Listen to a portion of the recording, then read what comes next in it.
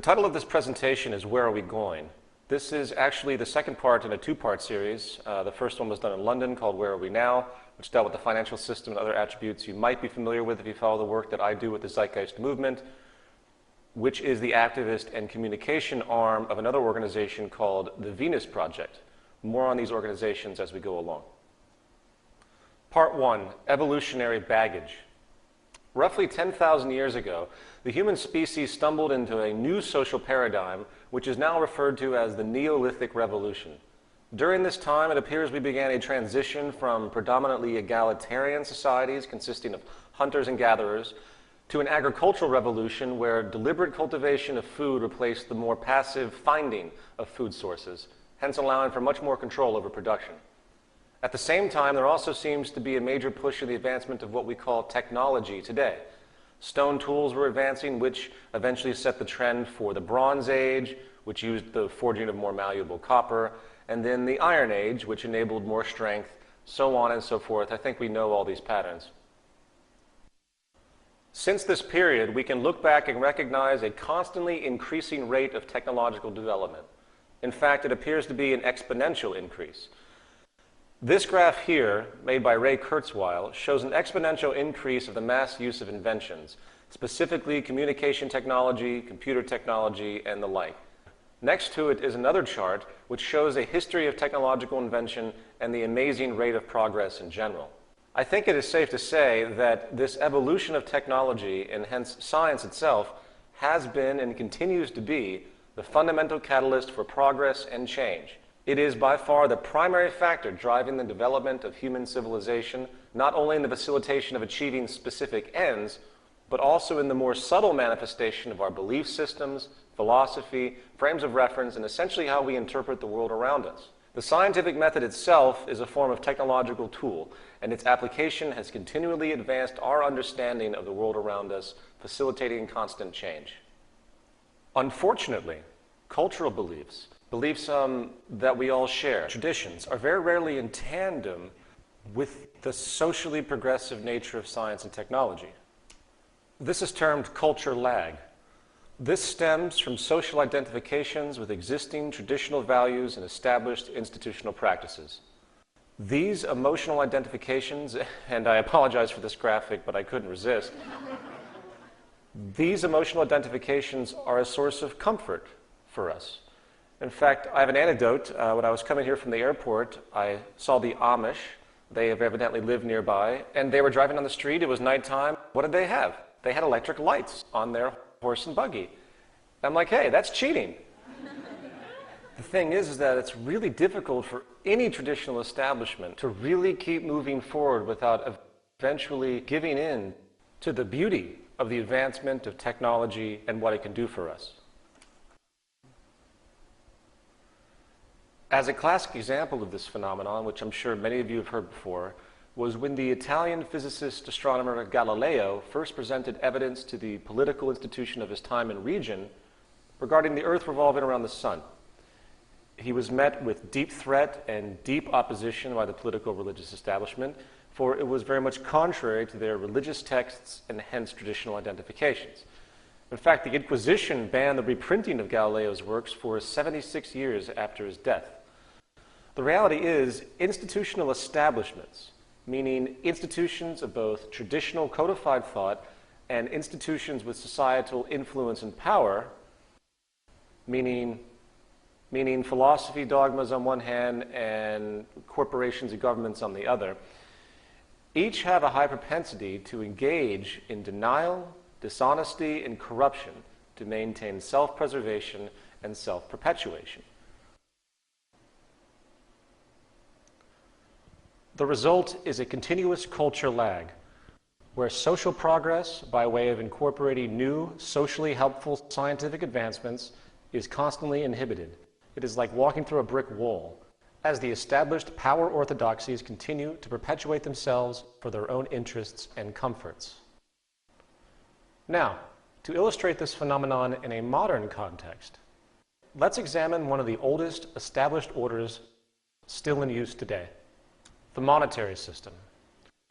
When I say the monetary system, I don't mean native monetary policy, interest rates, the fractional reserve policy, central banks, or any other component attribute. I refer to the absolute foundation of the concept being a system of incentive, acquisition, and exchange. So first, let's ask the most fundamental question. Why did we invent money? Contrary to the attitudes of most of the world's population today, money is not a natural resource, nor does it represent resources. Money is actually a social convention for managing scarcity and rewarding creation. If a person grows a food product on a plot of land, that product is given a value, 1, based on how scarce the product is in the region, hence the level of demand versus supply, and 2, along with the amount of labor and time spent to produce that product. Generally speaking, if a product is rare in the society, then its value is raised. If the skill set needed by a person to cultivate that product is also rare in the community, then the value is increased as well. This is the basic theory of value, which you'll hear in Economics 101. As innocuous as this may seem on the surface, let's now consider some of the unspoken negative retroactions of this system, namely the profit mechanism and its relationship to establishment preservation. Very simply, problems and scarcity equals profit. Socially negative attributes of society become positively rewarded ventures for industry. The more problems and scarcity there is, the more money that can be made off of attempts at solutions. The more efficiency created in society, the less opportunities for monetary acquisition. Think about this.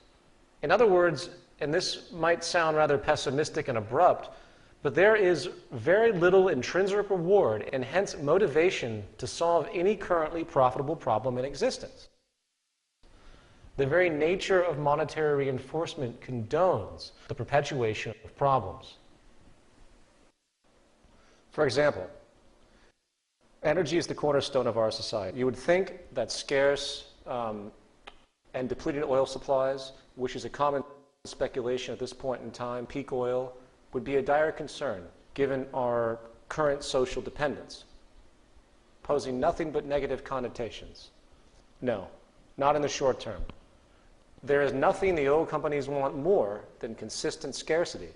The 2007-2008 speculative bubble in oil, which shut down schools, school buses, and caused immense hardship for the lower classes for both home heating and transportation, is a classic example. If oil companies know that they can make more money by having their items scarce, the propensity to deliberately limit production and disregard social concern or simply be dishonest outright about available resources is very high. The same goes, unfortunately, for every other socially dire problem, such as environmental pollution. The more polluted our water tables and taps become, the more industry can compensate by offering profitable solutions. This creates a perverse reinforcement of indifference to environmental concern by industry. For the more damage there is, the more money that can be made. It is simply how the game is set up, and the psychological ramifications are sick and profound. Let's consider the medical industry, which should be one of the most altruistic and progressive institutions we have, as our quality of life often depends on it. However, we need to realize the simple reality that the medical establishment, with its millions of employees, thrives off of the sickness of the population. The more problems solved in the realm of disease, the less money that can be generated. For example, the cancer industry. This is a massive, multi-billion-dollar a year industry, a trillion-dollar industry, with a very large number of people in employment. Suppose for a moment, hypothetically, that a cure for all cancers was somehow achieved, and the method of treatment was simple and easy. In other words, there was no longer a way to make all of this money off of the illness by the medical establishment. Do you realize what would happen to the economy, to the medical institutions, if that particular problem was actually given a viable solution? And when you realize that, do you really think that the intent is to cure this illness? It's something to think about. And it would also lay off tens of thousands of people. I mean, keep in mind, it's an establishment. The moment you have employees and everything, and even if you're working initially for an altruistic cause, the moment you're in the position of supporting a group and the group relying on the institution, suddenly motivations change. As another example, what if a company made a car that could last 80 years without service and also runs without the need for perpetual refueling through battery technology? The aftermarket value of that car would be virtually zero, and billions of dollars would be lost due to the now obsolete consumer oil and auto service market industries. I'm sure many of you know that we have the technology now to create electric cars that can go 80 miles an hour for 1,000 miles on one charge. You might also know, as a case in point, that the White House during the Bush administration, which was, in fact, the oil cartel in power, made sure their corporate constituents in the oil industry were safeguarded against this new reality by helping to just get rid of the idea of itself, squashing it. In fact, there is no reason why every single car sold could not be electric right now. They aren't, because social progress and human well-being is always second to monetary gain. I'll say that again. Social progress and human well-being is always second to monetary gain. Also, if people cannot make money off of solving social problems, they simply will not be done. Take a look at the horrid, dire destitution in Africa, or simply the rampant and growing homelessness across the world. I think George Carlin actually put it best. Have you ever noticed that the only metaphor we have in our public discourse for solving problems is to declare war on it? We have the war on crime, the war on cancer, the war on drugs. But did you ever notice that we have no war on homelessness? You know why? Because there's no money in that problem.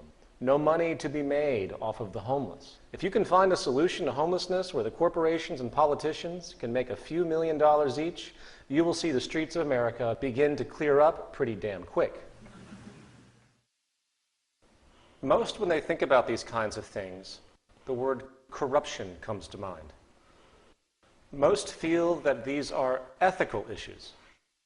But is it really corrupt for an energy establishment to want to limit supply artificially so they can make money?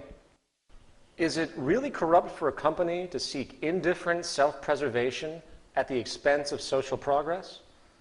Actually, no, it isn't. It is simply business as usual, and this is what I'm trying to point out. And you should expect nothing less than this tendency. The profit mechanism creates established orders which constitute the survival and wealth of large groups of people. The fact is, no matter how socially beneficial new advents may be, they will be viewed in hostility if they threaten an established, financially driven institution. Meaning social progress can actually be a threat to the establishment. So, to put it into a sentence, abundance, sustainability, and efficiency are the enemies of profit. Progressive advancement in science and technology which can solve problems of inefficiency and scarcity once and for all are, in effect, making the prior establishment's servicing of those issues obsolete. Therefore, in a monetary system, corporations are not just in competition with other corporations. They are in competition with progress itself. That is why social change is so difficult within a monetary system. In other words, the established monetary system refuses free-flowing change. You cannot have a social convention where money is made off of inefficiency and scarcity and expect a quick incorporation of new advents which can relieve those problems. I know I'm drilling this in, but most do not see this, and I want to make sure it is perfectly clear. Now, I don't want to spend too much time on the monetary system because, as I mentioned, it was the focus of a prior presentation. However, I would like to quickly point out two important issues. The first is the economic reality that the entire global economic system is based on what I call cyclical consumption. The only way the system can work is if money is perpetually circulating. Money must be continuously transferred from one party to another in order to sustain so-called economic growth. This is done through constant or cyclical consumption by virtually everyone in society. Jobs are entirely contingent upon demand for production in some form. If there was no demand for goods and services, then there would be no demand for labor, and financial circulation would hence stop. What this translates into, again, is that inefficiency equals profit. The entire system demands problems for it to work. This is not only paralyzing, as we have discussed, but it also creates outrageous amounts of resource waste, irrelevancy, and extremity.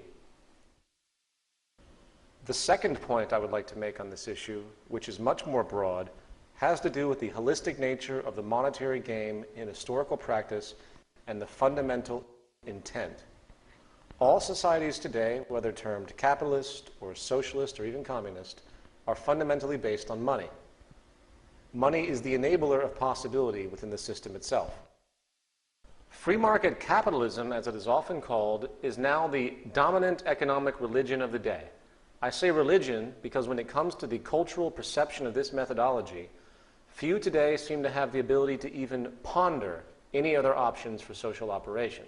They are fully indoctrinated. The free market in practice can be defined as a market in which supply and demand are unregulated except by a country's competition policy, and rights in physical and intellectual property are upheld. You'll notice it says unregulated except by the country's competition policy. In other words, there is no such thing as a pure free market. I know most of us know this, but I want to make the point, for nor could there ever be such a thing as a pure free market without the system despotically self-destructing beyond repair. Why? Because the basis of the free market pursuit, meaning the self-interest-based pursuit and strategic acquisition of market share, the gaming strategy, can only lead to monopolies and cartels. That is the basis of the entire motivation.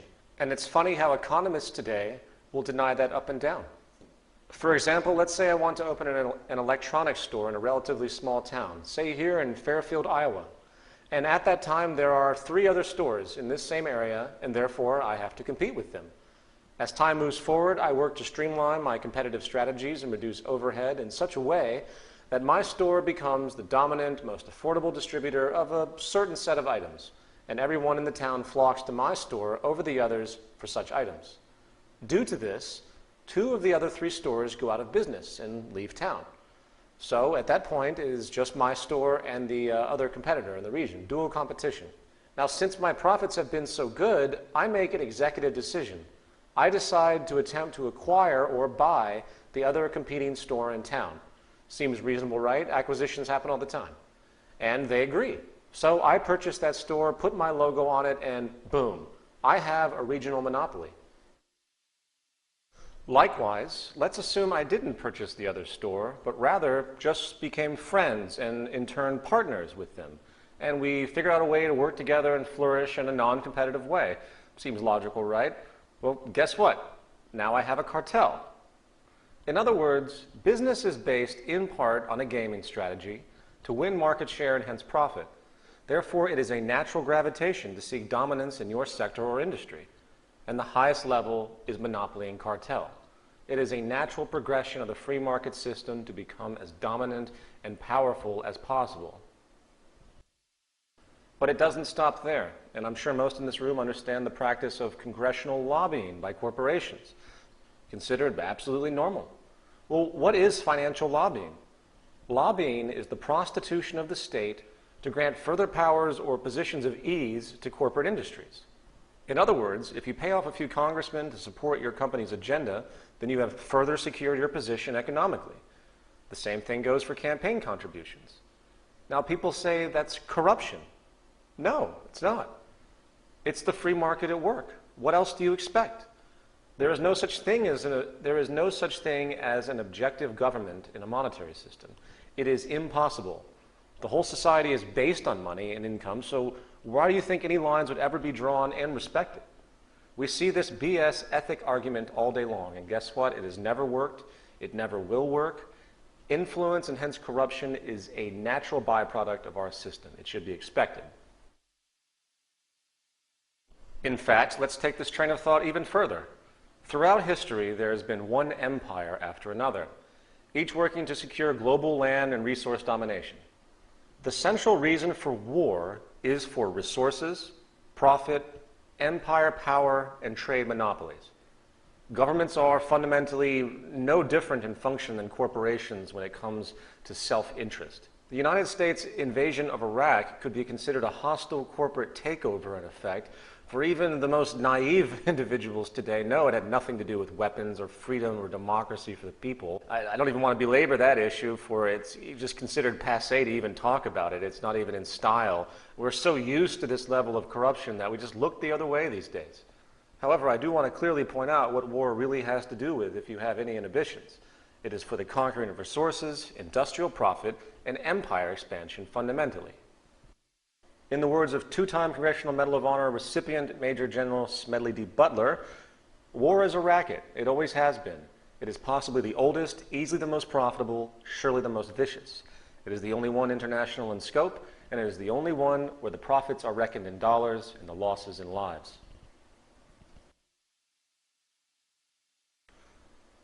Now, it's important to point out that today the pursuit of profit in the market system is generating a different form of empire, a corporate empire, based on merging economies through trade agreements. It's called globalization. I think Jim Garrison, president of the State of the World Forum, put it quite succinctly. Taken cumulatively, the integration of the world as a whole, particularly in terms of economic globalization and the mythic qualities of free market capitalism, represents a veritable empire in its own right.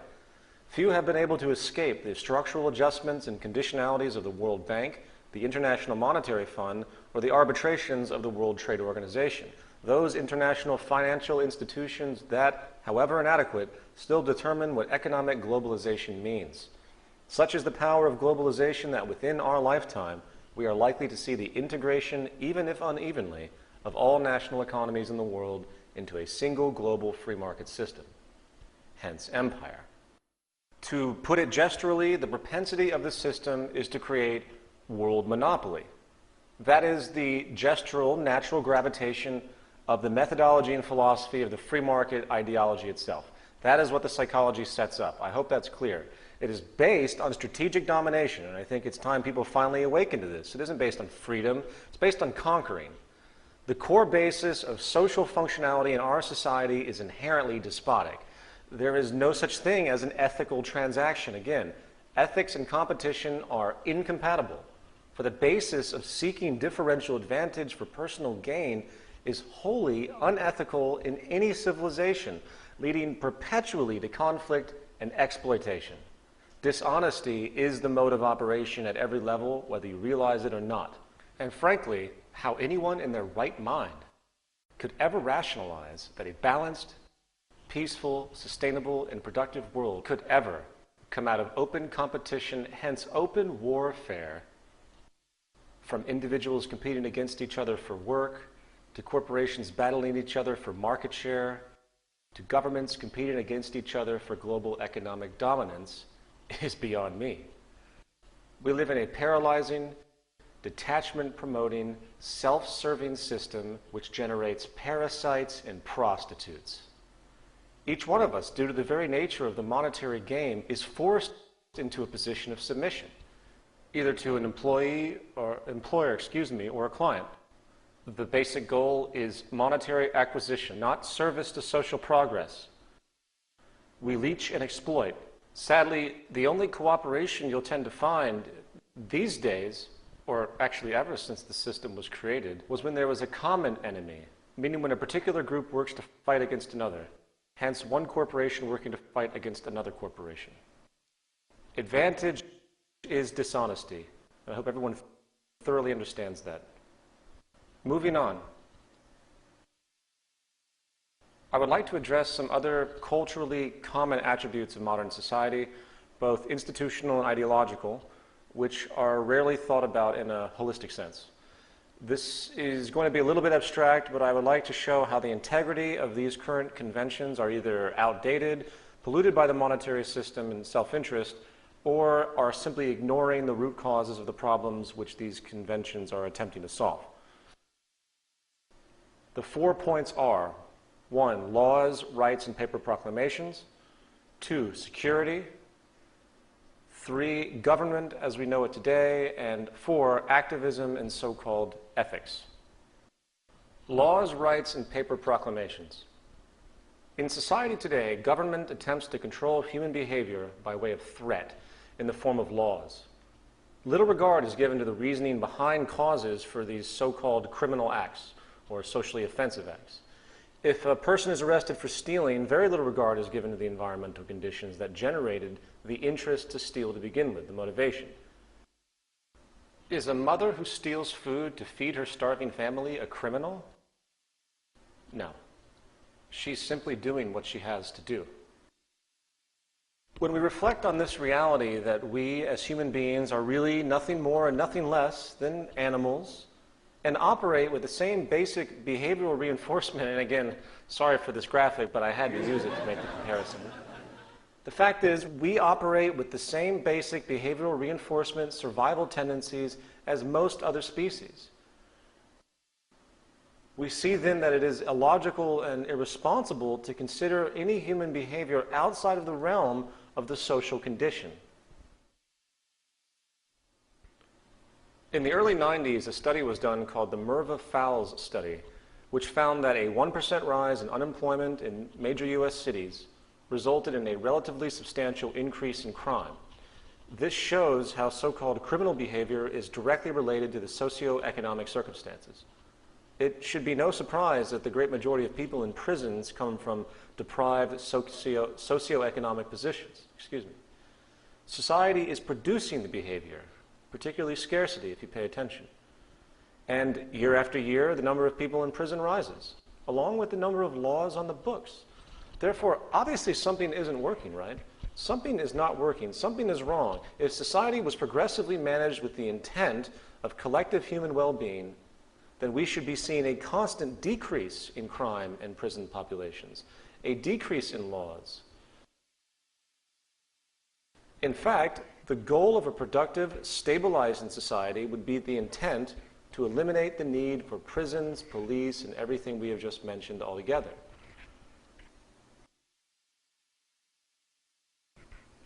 I think Lisa Simpson put it best.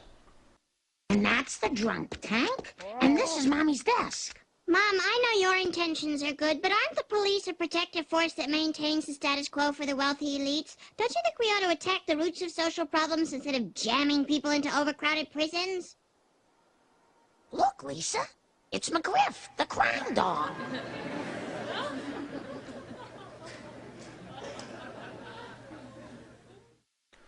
This brings us to the concept of security now.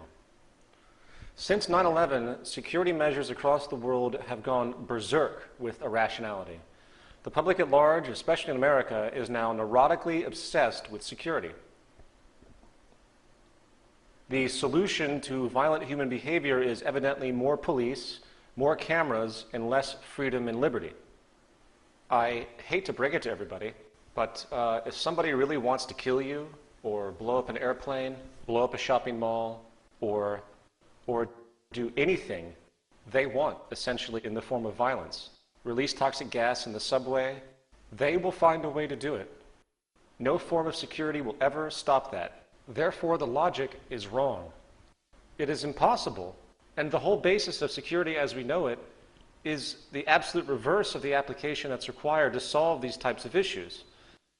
True security comes from solving social problems, addressing the environment and reasons, or the neuroses and distortion of the human being. This is a chart covering the last 200 years. The y-axis shows life expectancy, and the x-axis shows income adjusted for inflation. Each bubble is a country. The size shows the population, and the color shows the continent. The key is in the top right-hand corner. You will notice that in 1800, life expectancy was under 40 years of age in all countries, and income was less than $3,000. Now, what I want you to pay attention to is the trend of disparity, particularly in income, as we view this chart through time.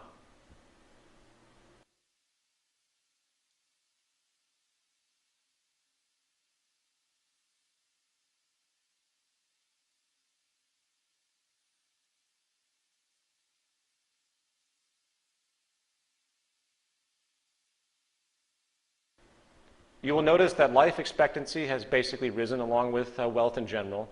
But what do we see mostly? What do we see? What stands out? We see a tremendous and growing economic disparity. Africa, for example, is just left in the dust by the Western nations. We went from this to this. Economic disparity is obviously growing. Now, why am I bringing this up? There is some research that's been done by a few parties, one being Richard Wilkinson of the University of Nottingham in the UK, which has shown a strong correlation between crime and income inequality. Not absolute income, but inequality itself.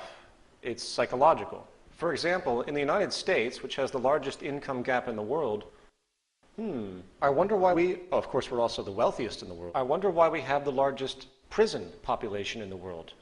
Why is there so much distortion? It's possibly because of this tremendous economic stratification.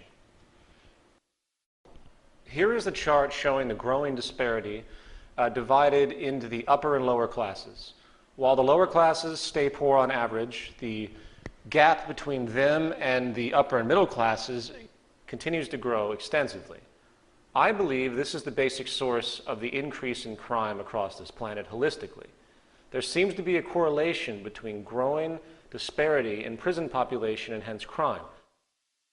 The more income inequality, the more crime. It comes from what some people refer to as psychosocial stress. So, coming back to my original point, when it comes to the concept of security, I think one of the most important things we should be considering is reducing the global income gap. In other words, I think that the more this inequality in the world grows, the more world conflicts that will arise on multiple levels. Okay, now we're going to move on to paper proclamations. Today we use paper proclamations, as we call them, to denote a person's so-called rights. And just like laws, they are culturally biased, artificial concoctions, which attempt to solve recurring problems by simply declaring something with words on paper, usually. Rights, in fact, have been invented to protect ourselves from the negative byproducts of the social system itself. And once again, instead of seeking a true solution to a problem, we invent these patches by way of paper proclamations in an attempt to resolve them. This does not work. It has never worked. There is really no such thing as an unalienable right outside of the culture in which it is assumed. We are making this up. Therefore, liberties need to be inherent in the social system by design, not alluded to ambiguously on paper. As a classic example of this, let's take the notion of divine law, the famed 10 Commandments. Thou shalt not steal, thou shalt not murder. Why? These are surface notion cop-outs created by men who didn't have any real information, who did not understand that we live in a cause and effect reality. Telling people this does virtually nothing, as history has proven. Morality is an empty idea that has no empirical referent. An intelligent commandment would be something like, thou shalt continually reorient thyself and society to reduce reactionary propensities that lead to aberrated consequences such as stealing and murder. That would be a gentleman's statement.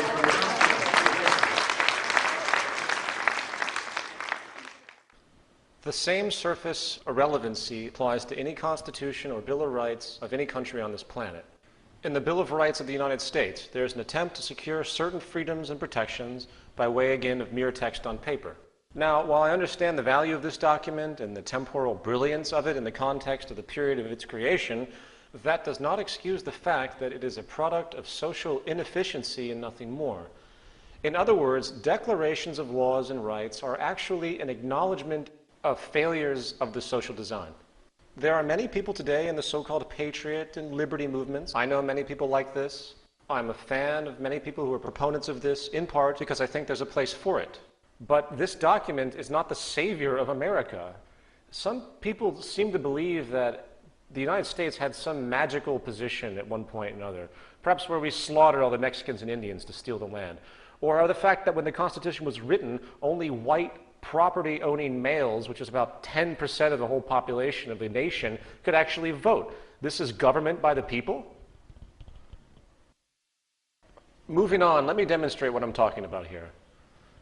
The Fourth Amendment details how people have protection from unreasonable searches and seizures. This statement is basically qualified by the termed notion of probable cause in the amendment. What is probable cause? The only way to figure this out is to find a legal working definition that is culturally accepted. A common definition of probable cause in this context is a reasonable belief that a person has committed a crime. Okay, so the qualifier is now reasonable, right? Reasonable, okay. This is often defined as fair, not excessive or extreme.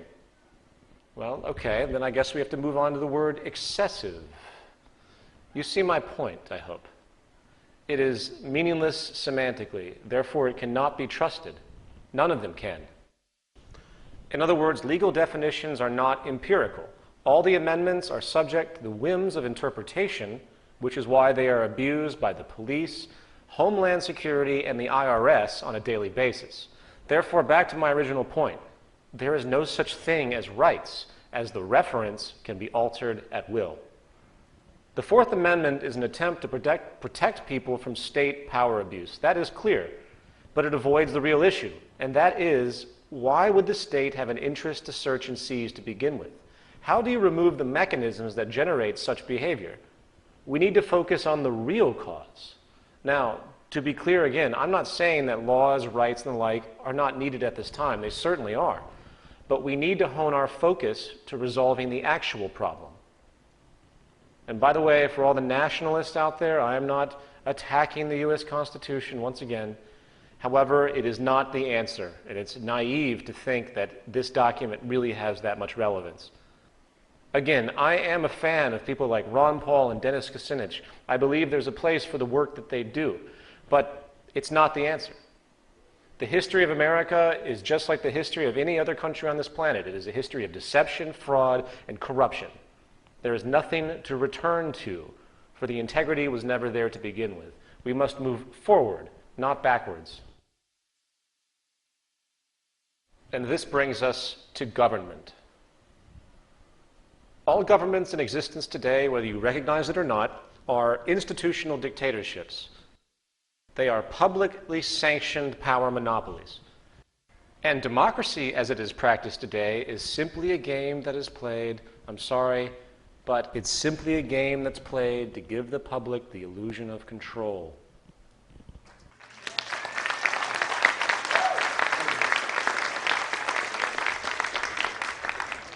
People think they have choice in our current system because they can press a button on a voting machine and put a pre-selected person into power. However, once that person is in power, the public then has virtually no say. Did you vote for the bank bailout? No. Did you vote for the cabinet of a new president? Did you vote for the tax increase? Do you vote for where highways or power grids or any infrastructure goes? Did you vote for the wars in Afghanistan and Iraq? No, you didn't. So where is your real participation? In part 3, we will discuss how a true democracy actually would work, and it's not the election of people, it's the election of ideas. We have to understand that government as we know it today is not in place for the well-being of the public, but rather for the perpetuation of their establishment and their power, just like every other institution within a monetary system. Government is a monetary invention for the sake of economic and social control, and its methods are based on self-preservation first and foremost. All the government can really do is create laws to compensate for an inherent lack of integrity in the social order. It's also worth pointing out that most politicians, in fact, are lawyers. Most players in government come from the world of law. And in reality, they have absolutely no real education, therefore, or understanding about the true foundation of social operation. Can a lawyer come fix your home heating system? Can a lawyer go and organize a power grid for a particular area? No. Lawyers, and hence politicians, are simply not trained in any tangible way to solve real problems. They're trained to solve artificial, nonsensical problems that are culminated byproducts of our nonsensical society. In other words, society is in fact a technical creation. I'll say that again. Society is a technical creation consisting of infrastructure, resources, and management. Society is a technological construct. Republican, Democrat, it doesn't mean a damn thing. If you really want to see a society that works, you have to begin to realize that science and technology is the overarching element that governs the entire mechanism of social organization. And therefore, those who study those attributes should be given not control, but should be given the forefront of participation, forefront of influence to say, hey, you know, we can feed and clothe all the impoverished people in Africa and in the third world. We could technically do it. But unfortunately, they go to their corporate bureaucracy, and hence government bureaucracy, and of course the governments say, oh, we don't have the money for that. The question has never been, do we have the money? The question has always been, do we have the resources and technological know-how? Now, the final issue I would like to cover in this section has to do with activism and the traditional patterns of activism we have seen historically across the world. In the world today, there are countless well-intentioned people and activist organizations making a lot of noise about the rampant problems and injustices in our world. Yet, unfortunately, as you tend to find, very few offer any real tangible long-term solutions. Those that do offer solutions, however, almost universally frame those solutions within the pre-existing social establishment. Their tactics tend to involve new legislation, and of course, they always demand ethics and accountability. Very little regard is given to the root structure of our system. Battling and protesting corporate organizations, corrupt corporate organizations, and seeking money from society in an attempt to curtail such trends is a typical path that is taken. It is a very respectable path in general. However, it is not going to create long-term change. I'm nothing but pleased to see something like this, but does that really do anything? When it comes to social corruption, poverty, environmental disregard, human exploitation, and most personal and social turmoil in the world today, the great realization is that most of these problems are not the result of a particular company, some nefarious elite group, or some government legislation. These are symptoms of the foundational problem. The real issue is human behavior, and human behavior is largely created and reinforced by the social patterns required for survival as necessitated by the social system of that period in time. We are products of our society, and the fact of the matter is, it is the very foundation of our socioeconomic system and hence our environmental condition which has created the sick cultural climate you see around you. Very rarely do any activist organizations today consider the possibility that maybe it is the social system itself that is the problem. The bottom line is that we can spend the rest of our existences attempting to stomp on the ants that mysteriously wander out from underneath our refrigerator, setting traps or laws, or we can get rid of the spoiled food behind it, which is causing the infestation to begin with. Part 2, Project Earth. There's a concept in electrical engineering called the signal-to-noise ratio, which has to do with the ratio of a signal power to a noise power which corrupts the signal. It's like listening to music on your radio in a car, which is receiving a great deal of interference, and the music is becoming clouded and distorted. I think this is a great metaphor for our current social practices. The signal being the foundational aspects of importance and relevance to a given field, with the noise being the outdated, traditionalized, inefficient methods which cloud, confuse, delay, and distort our intents and abilities. So, I want everyone to forget pretty much everything I've just talked about and take a massive step back and consider a very simple thought exercise that I want to walk through in regard to how we conduct our operations on this planet. Let's assume for a moment that we are interstellar travelers originating from Earth as it is known today. And in our journey, we stumble upon, amazingly enough, an exact replica of our planet. The only difference between the current state of this new planet versus our own is that there are no human beings. Human evolution has not occurred. Hence, there's no establishment orders, no social arrogances, no money, of course, nothing to limit our possibility. Given the advanced scientific knowledge we have today, how would we go about redesigning our social infrastructure from the ground up, with the goal to create nothing less than the most efficient, conscientious, and sustainable society as possible? So, what is the first step? A full survey of Earth's natural resources would make sense, correct? I think it would be illogical to begin any other way. We must first understand the full range and capacity of the earthly components in order to derive inference as to our capabilities. Natural resources come in many classifications, such as biotic, meaning those obtained from the biosphere, such as forest, maritime organisms, and mineral fuels. And then there's abiotic, such as arable land, water, gold, iron ore, and other such raw materials. There are many natural resources to be considered, of course, but for the sake of simplicity, we're going to consider just one area, and this will serve as the prototype for all the others, and this area is energy. Energy is the fuel of society, I think most people would agree. Energy appears to be the lowest common denominator of modern civilization, and it has been the basic facilitator of progress and the expansions of our standards of living. So I think it's a good place to begin. Okay, so what do? We simply scan the Earth and analyze it, listing all relevant energy locations and potentials. Of course, the potentials, to clarify a little bit, is always going to be based on the current state of technology for harnessing. For example, solar energy today has a dramatic potential, but it is still greatly underutilized as the technology has been inefficient so far. But with the advent of nanotechnology, we are seeing a possible exponential increase in this potential. So it's contingent upon the quality of our methods, is my point. Also, I don't want to spend much time on the issue of nanotechnology, but if you research these trends as applied to solar radiation harnessing, it becomes clear that solar energy alone in time could power the entire world 1,000 times over. Unfortunately, you're not going to see this anytime soon. Why? Because it's too efficient for the market system. And the absorption process would take many, many years if seriously pursued. So, back to our original thought exercise. Once we have this raw data of energy sources, we need to rate each source based on its renewability, pollution output, and everything that factors in to decide the degree of sustainability. Those sources that have the most negative retroactions are given the least priority in utilization, of course. And by the way, this is an arbitrary chart. Don't take it too seriously, obviously.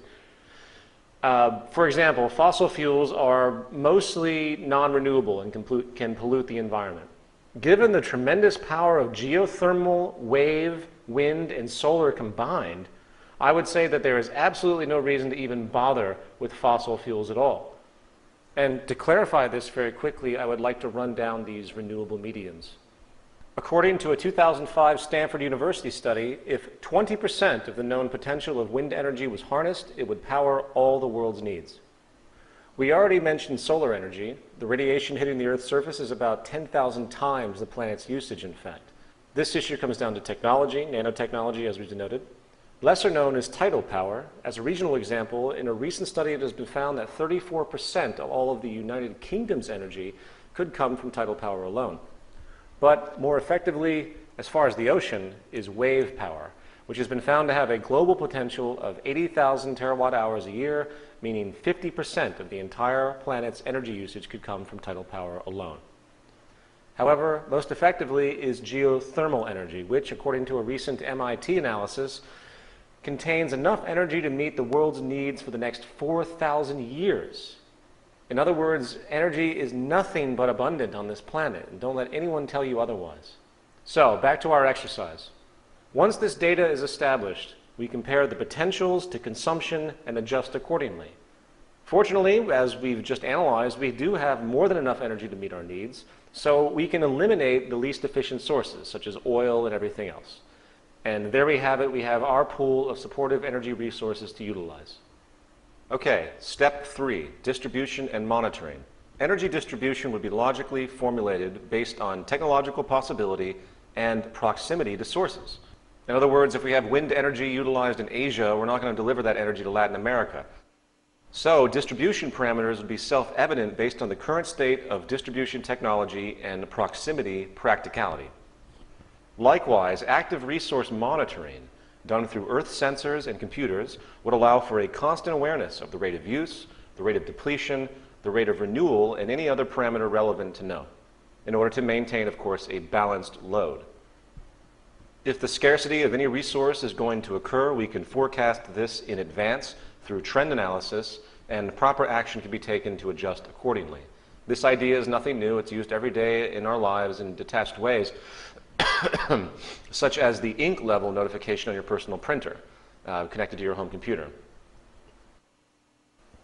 Okay, let's review. What do we have so far? We have the locations of our energy resources.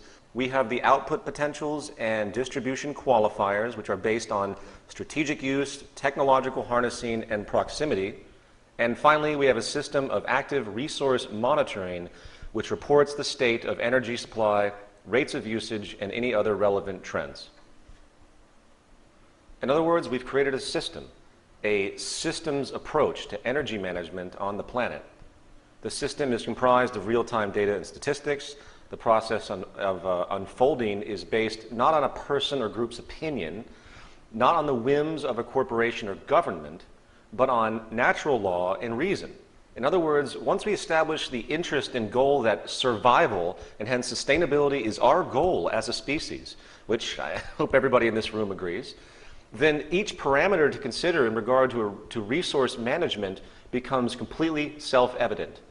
It is called arriving at decisions as opposed to making them, which is a subjective act based on incomplete information and very often cultural biases.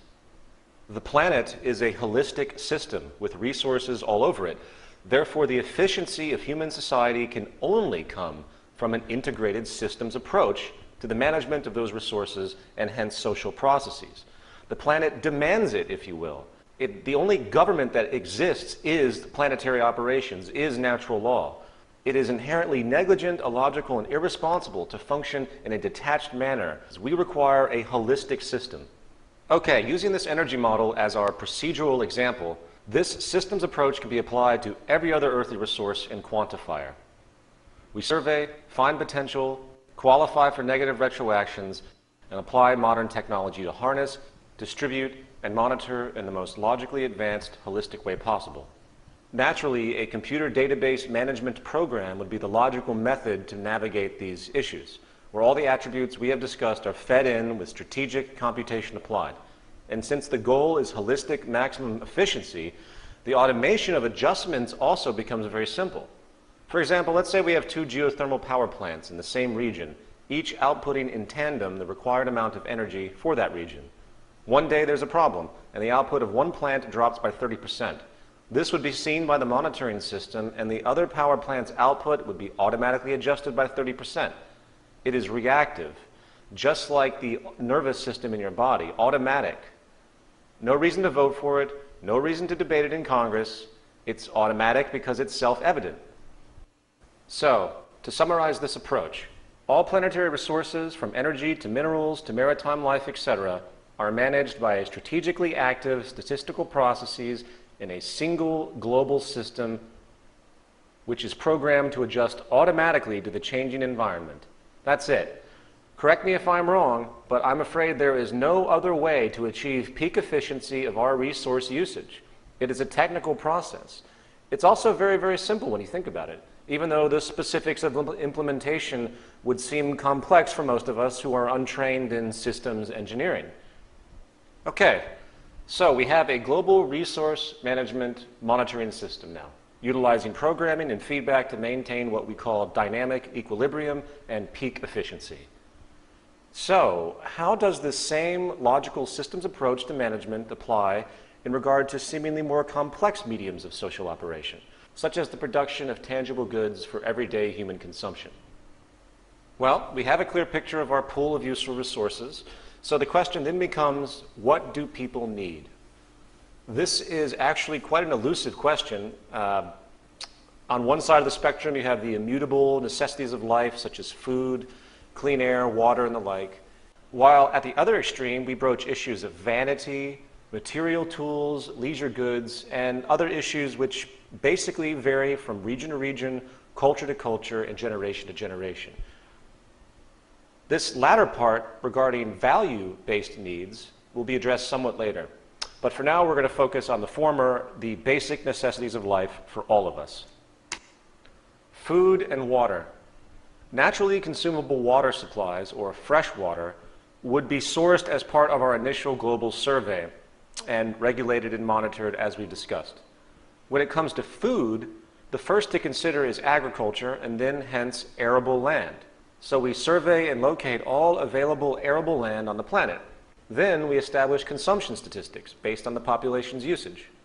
Now, obviously, analysis would become much more complex than what I'm denoting here because there are many things to consider, such as the growth propensity for certain crops, the methods used for cultivation, the need to counter negative retroactions, and many other fine points. However, once again, each one of these issues can be isolated, recognized, and quantified to one degree or another systematically. I want to continue to address the process. That's the most important point. Now, to extend this point, the conventions used for cultivation and preservation of food and water right now only takes us so far. This is an area where technology becomes critical in light of our growing population. In society today, food and water scarcity is massive in developing nations.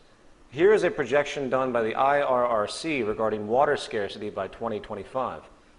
In turn, as of now, 1 billion people are starving on this planet, according to the United Nations.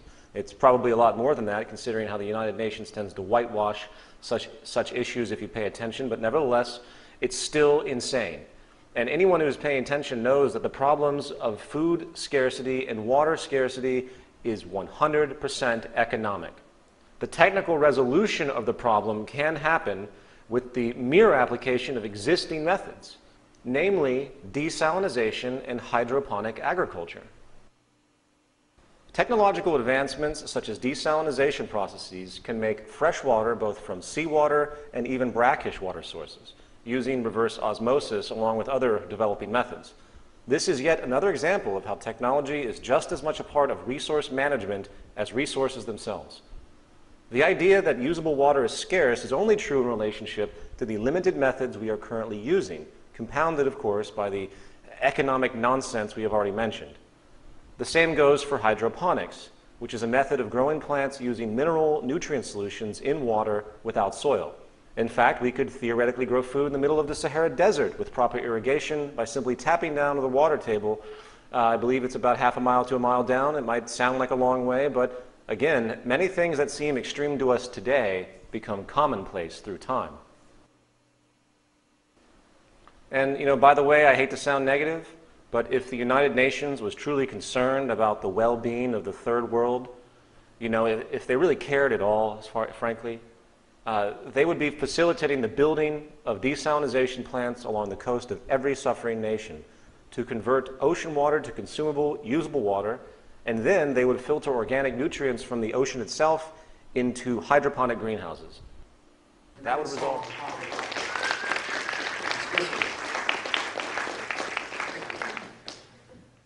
The bottom line is that food, air, and water are only as scarce as we decide they are. If we choose to become intelligent and strategic with our production and preservation methods, while taking full advantage of technology, there is no reason why we can't provide for the Earth's people many, many times over. The starving children of the world today are not so because of a lack of available food and water. It is their lack of purchasing power, the failure of their economies, not true scarcity, which causes the needless deaths of millions a year. In the world today, one person dies of hunger every second because of poverty. Okay, back to our original exercise. These technological advances I have just spoken of, along with many others, would be coupled in with traditional methods and thus monitored and regulated in our systems approach as we have already expressed. The point is that new efficiency-increasing technologies would be quickly incorporated into the system based on qualifiers. Now, you will notice once again that choice becomes self-evident. As long as the integrity of our methods of evaluation, which is the scientific method, is strictly followed, coupled with the goal of maximum efficiency and sustainability, the process of societal construction and organization becomes almost entirely self-evident. We are arriving at decisions based on this simple goal of maximizing efficiency in whatever way we can.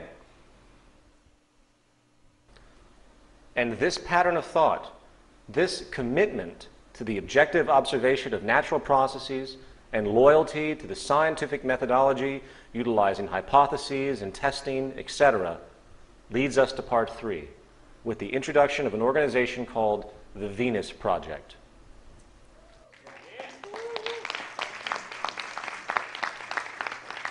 Everything that we have just talked about are the basic attributes of a social design called a resource-based economy.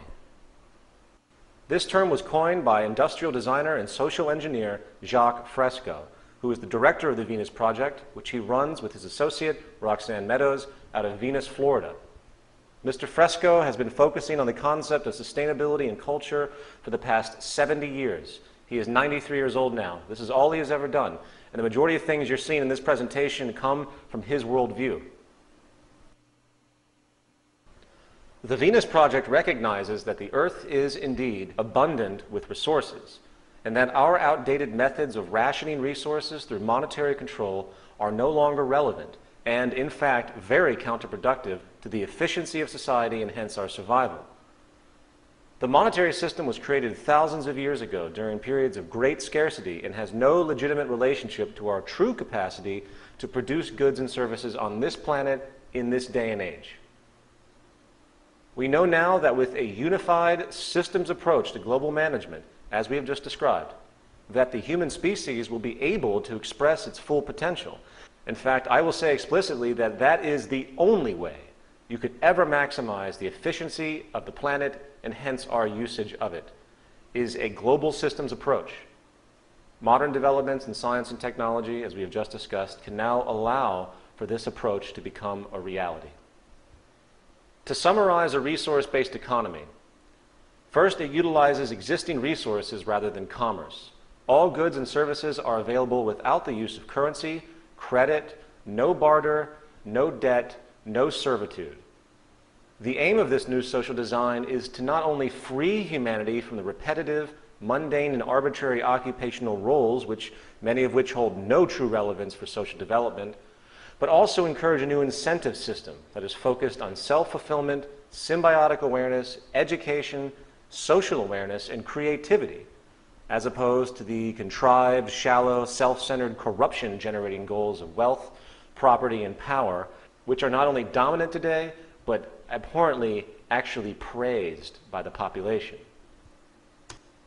The great realization of this concept is that through the intelligent management of the Earth's resources, along with the liberal application of modern technology and science, we have the ability to create a near global abundance on this planet and thus escape the detrimental consequences, both physical and psychological, generated by the real and artificial scarcity and waste which is prevalent today.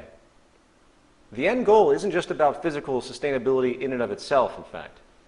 It's also about the larger goal of cultural change. The values of humanity are created by the social system, and we feel this approach will not only bring us in line with natural law, enabling a high standard of living, but will ease social stress dramatically and allow for people to flourish without the aberrated consequences we see over and over today. We're being poisoned by our social system. War, poverty, and 95% of all crime are essentially monetary related if you look carefully. The Venus Project recognizes this, and if we can adapt to this new approach, I think we can completely eliminate these issues.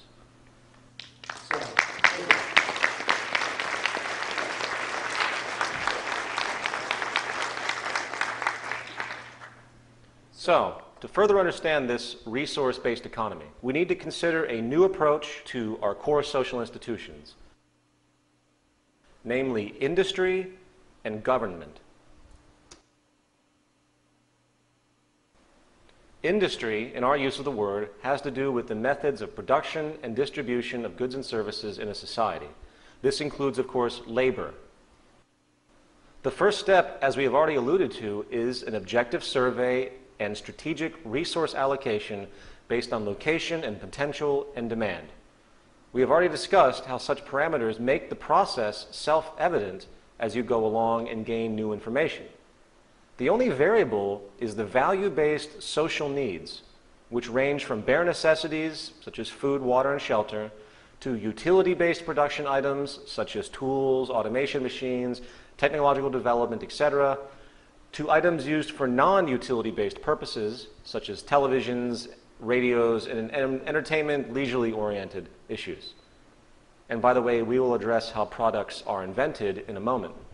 The second step is then the optimization of production itself, with the focus on maximum efficiency. The only way to achieve maximum efficiency in all sectors is by removing human involvement. And bear with me, removing human involvement in as many areas as possible. We want to focus on labor automation. As most of you know, automation or mechanization has been replacing labor in all sectors continually since the Industrial Revolution. While there is a constant debate about what this means for labor in the future, and the very real possibility that technological displacement, known as technological unemployment, will slowly overcome the integrity of the employment market itself, one thing we do know for sure, and that is the reality that the more we mechanize, the more productive things become. Here is a chart of the G7 advanced industrialized countries, showing how employment in manufacturing has been dropping, while manufacturing output has risen substantially. Productivity is now inverse to employment in most sectors. The most advanced form of mechanization is called cybernation, which combines robotics and computerization. Essentially, the computer is the brain of the machine and instructs the machine what to do. Cybernetic machines today are probably the most powerful and influential invention humanity has ever created. The possibilities of these tools are on pace to changing the society in profound ways, including the freeing of the human labor force and exponentially increasing production efficiency. The fact is, there is very little in the way of basic labor that cannot be automated. It is really a simple matter of our social intent. These machines do not need breaks, vacations, insurance, and they are not subject to the emotional inconsistency that we humans tend to fall into that makes us, less consistent in our performance. Here are some examples of this technology. Dynamic catching and holding. My favorite, dribbling.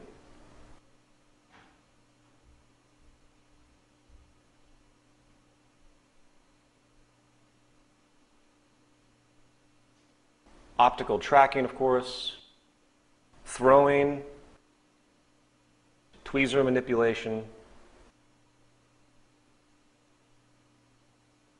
I like this one, the dynamic catching of a cell phone.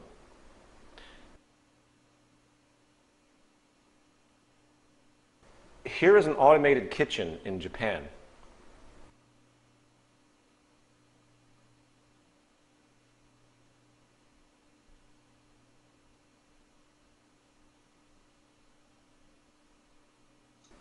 Here is a fully automated waitstaff, if you will, in Germany.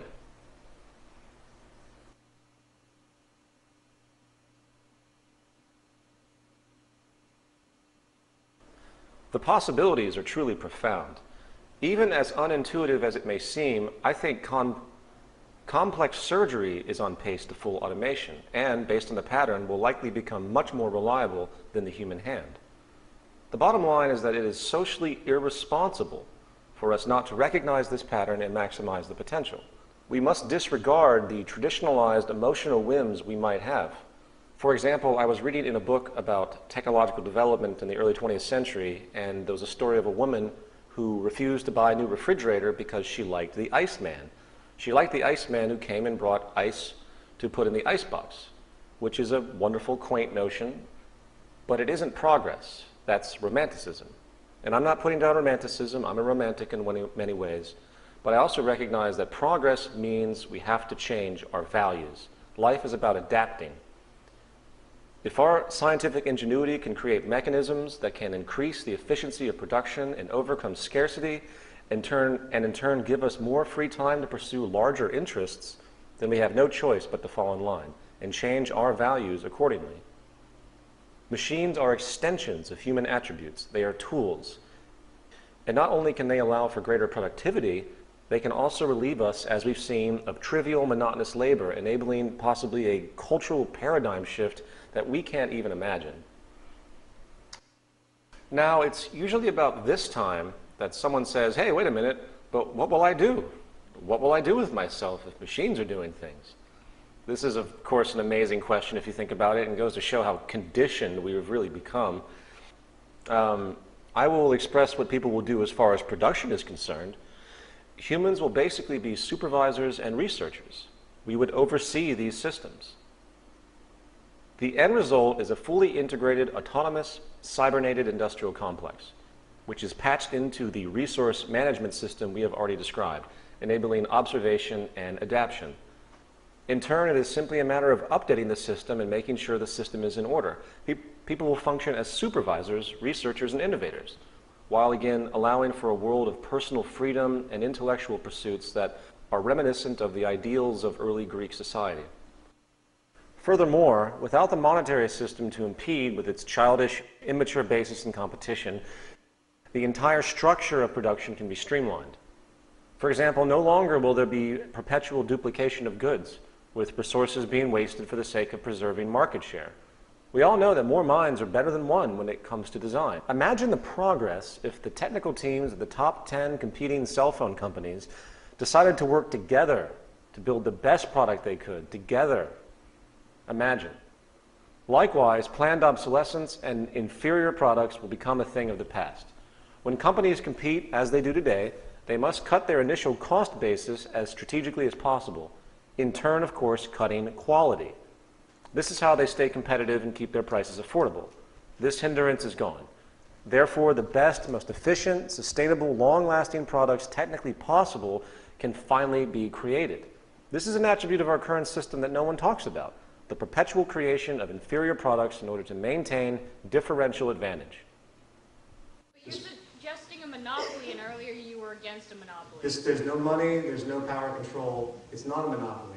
It's a systems approach. Money is equated to monopoly. And I can answer more questions later. This has nothing to do with that approach. This is an integrated system. It has nothing to do with monopoly. Monopoly is an invention of it's a propensity of the market system for groups to seek dominance.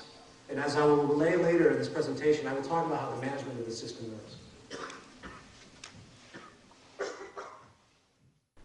And this brings us to step 3, distribution. Distribution has a wide range of logical options. The most practical being automated distribution centers, along with pneumatic tube transport systems for your home. No more mailmen, no more delivery services. Again, society is designed. The distribution center might look similar to the stores as you know them today, except you go in and you simply get what you need and leave. There's no reason to hoard anything, for nothing has monetary value. Therefore, it can't be sold or used for personal gain. As far as stock and inventory, consumption patterns are constantly monitored to gauge demand levels just as they are today. Resource and raw material acquisition and the production of goods are then adjusted in order to maintain a balanced load economy.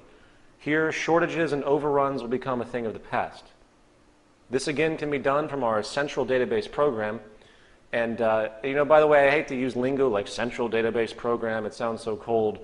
But it's really just a form of management. It's a unified form of management. It's very simplistic, just so we can adjust things. To obtain a product, a person could also just go online, search for an item's function, select it, and request it. It would be available for pickup at a distribution center or automatic delivery soon after. No money, no trade, just access. And by the way, we'll talk about the concept of property in a moment. Step 4. Optimized recycling of products that become outdated or inoperable. This step actually begins at the production stage, for each product design has had incorporated into it the consideration of recycling. Nothing ever used in production would be unsustainable or unrecyclable in any way unless there was simply no other option and the product was absolutely dire. This is strategically considered to make sure all older products are reused to the maximum amount enabled by known methods, reducing waste. The negative retroactions of all production processes are taken into account and adjusted accordingly at the production level initially. No more landfills, no more dumps of waste. We reuse as much as possible, deliberately. Okay, so now we're going to take all the concepts we've just mentioned and put them into the larger context of so-called government. I think Dr. Ralph Linton put it best. The tremendous and still accelerating development of science and technology has not been accompanied by an equal development in social, economic, and political patterns. It is safe to predict that such social inventions such as modern-type capitalism, fascism, and communism will be regarded as primitive experiments directed towards the adjustment of modern society to modern methods. So first, we need to take a step back and ask ourselves the question, what is the point of governance? What is truly relevant to the integrity and fluidity of society? If you break the chain of conditioning regarding everything that you have been taught about the concepts of government, which includes power, laws, money, budgets, politicians, defense, and so-called democratic elections, you realize that social organization is much more simple. It could be so much more simplistic and with substantially less stress and concern. Government should be simply a process, if you will, centered around what matters to maintain society and the well-being of the human population. Very simply, this would be resource and environmental management, the production and distribution of goods, along with a system of decision-making, research, and invention. That is really it. Society is, as I've said before, a technological convention, and thus our orientation towards so-called governance should be purely scientific. As far as the first two components, we have already accomplished this with our central database program. It is, again, an Earth-wide autonomic sensor system with environmental sensors in all relevant areas of the planet, monitoring and generating industrial electronic feedback regarding resources and production distribution operations. I know it sounds massive and science fiction oriented, but it can be done. It's done every day in detached ways. It's just not applied on a larger scale. So then, with the first two issues covered, we're then left with the issue of research, contributions, and decisions. When we finally understand that everything in regard to social operation is a technical process, we then see that there is little reason for political subjectivity in the solving of any problem. For our technical insight can now arrive at most conclusions using the scientific method. It is based, of course, on information. If a person reads one page of a book and closes it, he or she can easily have an opinion on that book as a whole.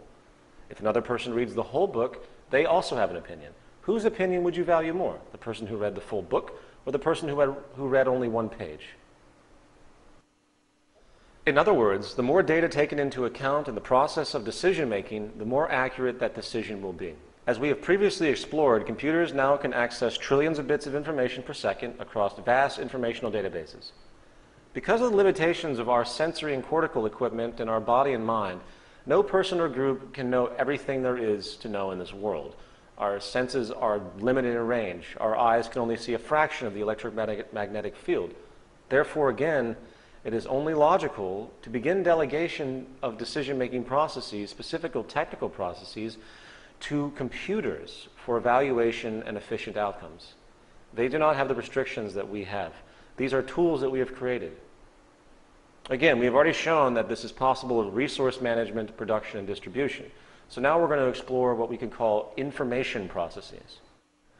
This is a rather complex point and falls in the realm of what could be called artificial intelligence, or machines programmed to run processes that kind of mimic the procedural processes of human thought. Artificial intelligence is, of course, subject to some tremendously silly assumptions today.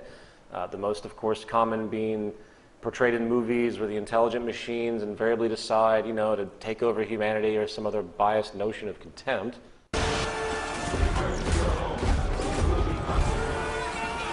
The suicidal reign of mankind has finally come to its end. You have been deemed hazardous. Will you comply? You can kiss my ass, metal dick. In fact, I would say that science fiction seems to get off exclusively on showing the world being overcome by machines and the human beings enslaved. In the words of Arthur C. Clarke, the popular idea, fostered by comic strips and the cheaper forms of science fiction, that intelligent machines must be malevolent entities hostile to man, is so absurd that it is hardly worth wasting energy to refute it. I am almost tempted to argue that only unintelligent machines can be malevolent. Those who picture machines as active enemies are merely projecting their own aggressiveness. The higher the intelligence, the greater the degree of cooperativeness. If there was ever a war between men and machines, it's easy to guess who will start it.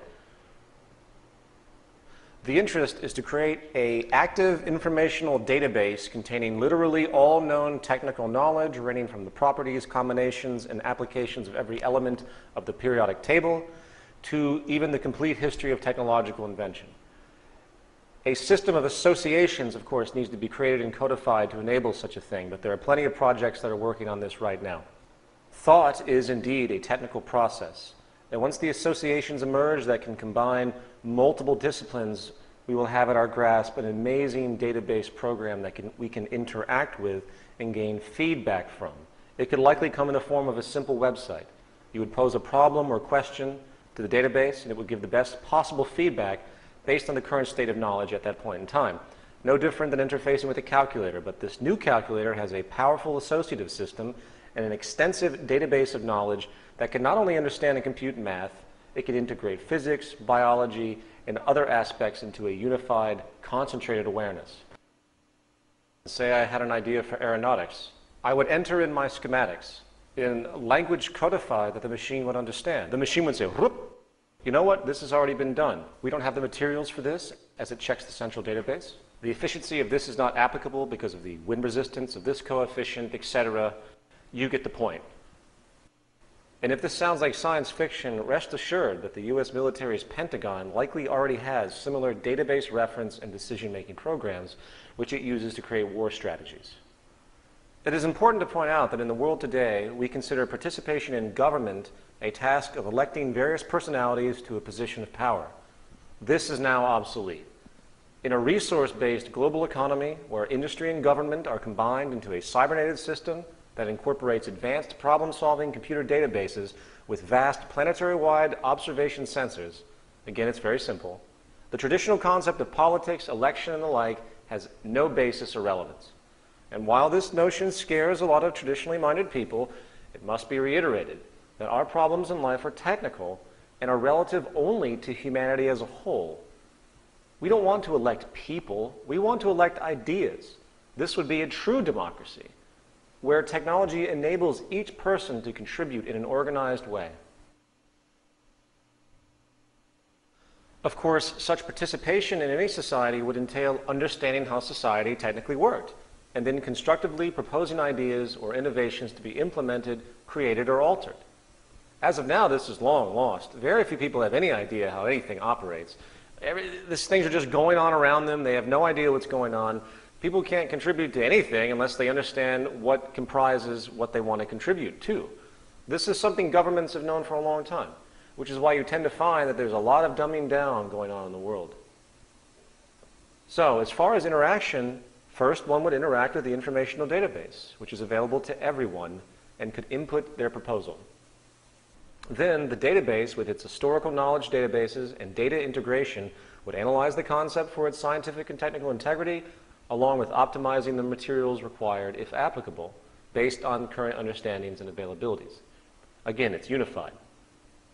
If the proposal is initially accepted by the central database after cross-checking it to make sure the integrity is intact, then it would either be immediately put into production, as would be the case with the desired invention, or it would be turned over to a group of rotating interdisciplinary teams that oversee the implementation of the new proposal and orient it into the social system.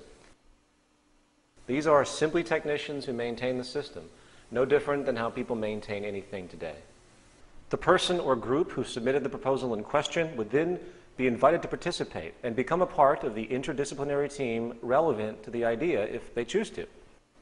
These interdisciplinary teams of technicians oversee the system and also help orient research projects to continue growth, efficiency, and social evolution. They would do research in scientific fields relevant to the functionality of society. In an optimized version of this system, I think it's safe to predict that no more than 5% of the world's population would be needed to run the show. The more optimized and powerful our technological capabilities and methods become, the more that number decreases. And you know, I think it's important to mention, a lot of people, they read too much science fiction, they take books like Brave New World in 1984 a little bit too seriously, and they see something like this as a power consolidation in some amazing way. But you have to understand that we're removing the mechanism.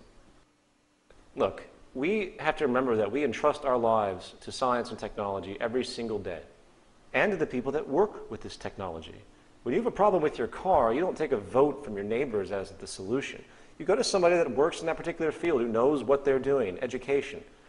This is the type of orientation we need to begin to have. The fear of traditional corruption has very little basis, for there's no reward for it. The interdisciplinary teams do not get paid in any way. Their reward is, in fact, the fruits of the society as a whole, and they contribute because it is in their best interest to do so, just as everyone can contribute. Self-interest becomes integrated with social interest. They become one. In order to help yourself, you must help society explicitly. Everything is for the greater good. Frankly, I believe our survival as a species is absolutely contingent upon this worldview. Moreover, these teams would not be fixed, but constantly revolving based on who wants to participate, who contributes in any given field. Abstractly speaking, this would actually be a true democracy, wouldn't it? Arbitrary voting for politicians is now replaced by the logical review of given concepts based on social merit, with the creators brought in to help. Not, I'm going to reduce taxes, and here comes change, and you know, and all this nonsensical stuff we deal with today.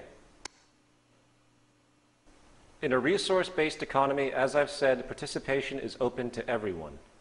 Because again, all issues are fundamentally recognized as technical, and I'm going to keep drilling this in. The degree to which a person contributes is based on that person's education and ability to create and problem solve. This is why expanded education is critical. In society today, you will find that the public is essentially kept distracted and uninformed. I hate to say it, but this is the way governments maintain control. If you review history, you will find that power is maintained by ignorance. In a resource-based economy, the goal of the educational system is to produce the most intelligent, aware human beings as possible. Why? Because everyone then becomes a contributor, greatly affecting our collective social evolution for the better and improving the lives of all. Intelligence will no longer be a threat to the establishment, for there is no power establishment. There would be no budget restrictions or unethical agendas to deter progress. Also, people will have a high propensity to become generalists, not specialists. Specialization is a limitation. The monetary system promotes specialization as a form of labor distribution for income. It's kind of built in, and it's a colossal hindrance. I believe Buckminster Fuller put it quite well on this issue. Our failures are a consequence of many factors, but possibly one of the most important is the fact that society operates on the theory that specialization is the key to success, not realizing that specialization precludes comprehensive thinking. This means that the potentially integratable techno-economic advantages are not comprehended integratively and therefore are not realized. In other words, people need to be broadly educated, not refined and isolated. This leads to detached thinking. So, to recap this section, who makes the decisions in a resource-based economy? In effect, no one does. Decisions are arrived at. The very sentence to ask the question, who makes decisions, is devoid of all logic. It's not who makes decisions, it's by what method are decisions arrived at. The question of who makes decisions is a biased attribute that we have concocted because of our rationally founded fear of each other in groups which continue to jockey for power based on monetary gain, using the monetary system as their tool to continue to maintain control. In a resource-based economy, decisions are arrived at by the use of the scientific method, utilizing computers that gain real-time feedback from the environment in our central database program, coupled in with the central information database of all technical knowledge, maintained by revolving interdisciplinary teams which assist in aspects of society that basically cannot yet be automated.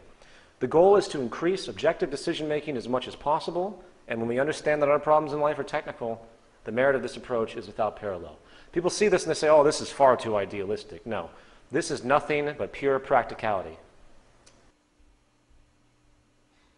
In the end, the only real relevance to so-called government is 1, the production of goods and services that are equally available to all, 2, research projects and educational systems to expand our knowledge, understanding, and applications, and 3, the constant monitoring of the Earth's resources and atmosphere for feedback and possible environmental problems, enabling us to restore and maintain a clean, pristine environment. Also, not to mention, without the wasted energy and resources of going to war every 5 or 6 years, and other aspects of the monetary system, we could actually look at true threats to humanity. What are the true threats to humanity? Earthquakes and asteroids. diseases, environmental issues that we can't control yet, but eventually through science and technology, I think we will. The only real problems in life are the problems that are common to all human beings.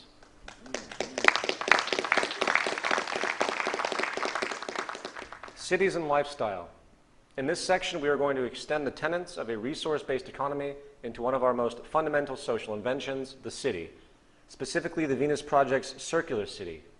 We will also discuss how people's lifestyle in a resource-based economy might manifest, often with profoundly different values and goals than we see today. A specific focus of the Venus Project and Jacques Fresco has been the optimization of city systems themselves, of course, which relates to everything that we've just described. The following is a short video exploration of some of Jacques Fresco's ideas in this regard.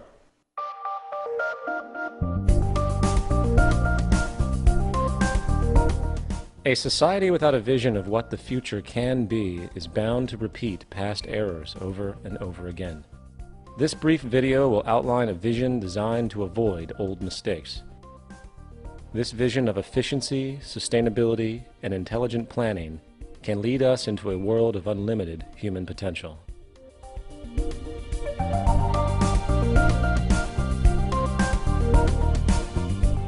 This vision could be a showcase of what the world can be in our cybernated age. Science and technology could be used for human betterment and the restoration and protection of the environment, serving as an example of the intelligent application of the systems approach. While some people advocate the restoration of existing, worn-out cities, these efforts fall short of the potentials of modern technology. Modifying outmoded cities simply delays the inevitable problems. It is actually much easier in the long run to build newer cities from the ground up than to restore and maintain the old ones. A total city system approach requires overall planning to attain a higher standard of living for the occupants.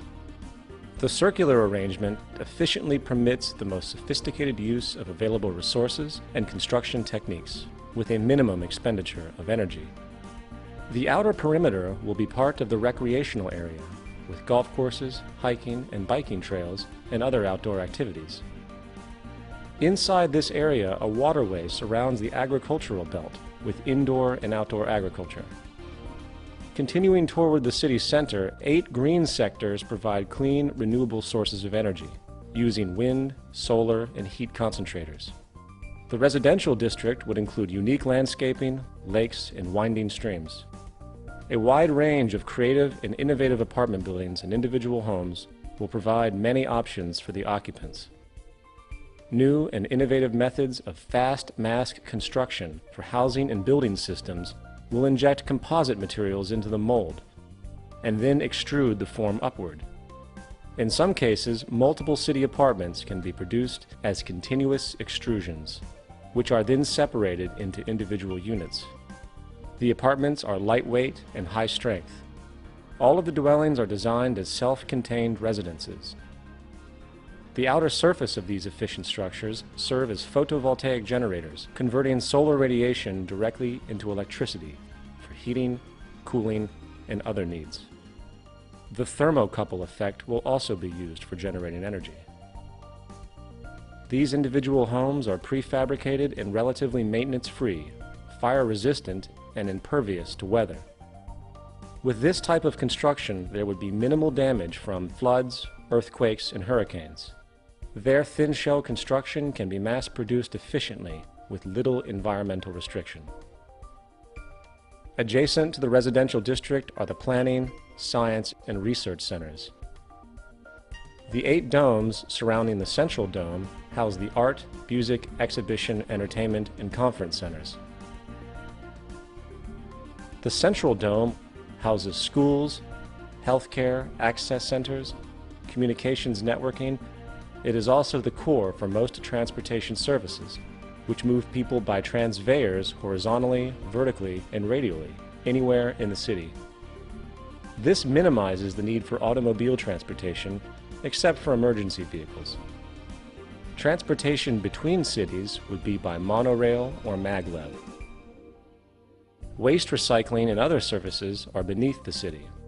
The plan will use the best of clean technology in harmony with the surrounding environment. The central dome also houses the cybernated complex, which serves as the brain and nervous system of the entire city. It might project a 3D virtual image of Earth using satellite communication systems which provide information on weather, agriculture, transportation, and overall functionality. This cybernated system will use environmental sensors to help maintain a balanced load economy, which avoids overruns and shortages. For example, in the agricultural belt, electronic probes monitor and maintain the water table, soil conditions, nutrients, and more. This method of electronic feedback can be applied to the entire city system. With computers now able to process trillions of bits of information per second, they are vital for arriving at more appropriate decisions for the management of the cities. Colonization of the oceans is one of the last frontiers remaining on Earth. Prodigious ocean city communities will evolve as artificial islands, floating structures, undersea observatories, and more. These large marine structures are designed to explore the relatively untapped riches of the oceans, provide improved mariculture, freshwater production, energy, and mining. They could also provide almost unlimited riches in pharmaceuticals, chemicals, fertilizers, minerals, and other energies.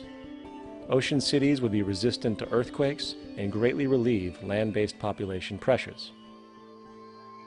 Unsinkable floating sea domes will provide for those who prefer unique offshore or island living. In the event of inclement weather, they could easily be towed ashore, mounted, and anchored to elevated support structures. Mariculture and sea farming systems are used to cultivate and raise fish and other forms of marine life to help meet nutritional needs. These marine enclosures are designed as non-contaminating integral parts of the ocean system. A sustainable environment can be achieved through the infusion of technology and cybernetics applied with human and environmental concern to secure, protect, and encourage a more humane future. In the final analysis, we are one people and we share one planet.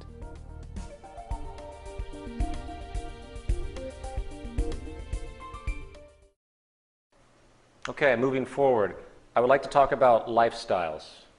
In regard to lifestyle, it's important to point out that in our current system, the traditional family is broken, with both parents having to work in order to survive.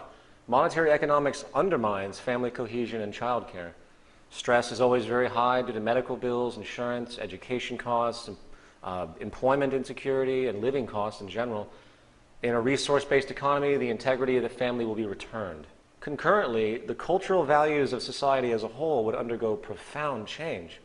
With the monetary system outgrown and the world working together to produce an abundance and a sustainable practice for all the citizens of Earth, activities we appreciate will greatly expand. For the amount of human freedom will be unlike anything we know today. Not to mention our motivation will be dramatically altered from taking to giving to society. That is what's rewarded. Now, one of the more in-depth changes in values and lifestyle will be the way people think about property. And I know this is a sensitive point. In most of the world today, property is a powerful concept, with people often associating their social status to what they own. Excuse me. As stated before, the monetary system requires cyclical consumption to function. This naturally leads to the need for people to be manipulated into thinking they want or need a particular good or service. With the powerful tactics of modern advertising, most in the world support an artificial, materialistic value system that entails wanting more and more goods and services, often regardless of necessity or utility. This influence will no longer exist. There is no reason for us to manipulate each other anymore. Communism. Oh, yeah. Not to mention that in a resource-based economy, there is no reason for property. And you know, you can throw out labels about this system in regards to social ideas that have existed in the past, but until you address the reasoning that these ideas came from, until you look at the train of thought the arrival of conclusions based on tangible, unfolding intellectual inference, then there's no point to even consider that this has anything to do with anything else. Moving on, back to my point, there is no reason for property in a resource-based economy. Property is an outgrowth of scarcity. People who had to work very hard to create or obtain a product or resource in turn protected it because it had value relative to the labor entailed along with the scarcity associated. Property is not an American or capitalist idea. It is a primitive mental perspective generated from generations of scarcity. People claim ownership because it is simply a legal form of protection. In fact, it is a form of controlled restriction. In a systems approach designed to produce efficiency and abundance, without the need for money, the idea of ownership becomes absolutely irrelevant and extremely impractical. In this new system, no one owns anything. Instead, everyone has access to everything. Ownership is a massive burden. No longer will you need to live in one place. You could travel the world constantly, getting what you need as you go along. Anything that's needed is obtained without restriction. We hoard things in our current culture. We have houses and apartments full of junk that we're afraid to get rid of because we know they have some kind of monetary value. And again, there's no reason for abuse in such a system because there's nothing to gain. You can't steal things that no one owns, and you certainly couldn't sell them. In this system, without the need for money, the idea of ownership becomes irrelevant. It is a shared system. In this model, the city complex, or in fact, the entire world, is really your home. If you require an automobile for whatever reason, the car is made available to you. When you get to your destination, the satellite-based driving system, which we do have today, we can drive cars with satellite.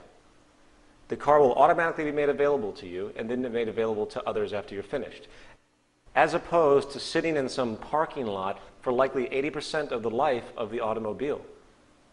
This is what we do. We waste so many resources and so much space with this primitive concept of personal ownership.